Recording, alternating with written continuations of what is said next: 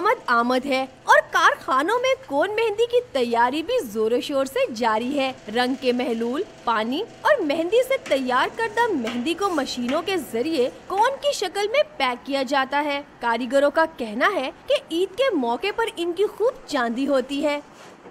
हमें भी ये इंतज़ार होता है कि जैसे रमज़ान आए और हमारी सेल बढ़े, तो इसी वजह से जो दिन हमारे यानी कम काम होता है उसकी कसर जो है ये रमज़ान शरीफ में निकल जाती है। आम रूटीन में काम होता है नॉर्मल, और ईद के दिनों में काम बहुत तेज़ होता है, इसलिए हमें बहुत मेहनत करनी पड़ती है। ख़वातीन हाथों को खूबसूरत और दीदा ज़ेब डिजाइन के जरिए जाज़बी नजर बनाने के लिए कोन मेहंदी को तरजीह देती हैं। इसलिए तो इन्होंने अभी से ही मेहंदी की दुकानों का रुख कर लिया है। कहती हैं कि मेहंदी के बगैर तो ईद की खुशियाँ अधूरी हैं। मेहंदी बहुत अच्छी है और वैसे भी आपको पता है हमारी रवायत भी है। मैं चाहूँगी कि मेहंदी ज़रूर उनको गिफ्ट करूँ। अगर मैं सूट चूड़ियाँ गिफ्ट करूँ तो उसमें ये ना हो तो मुकम्मल नहीं है।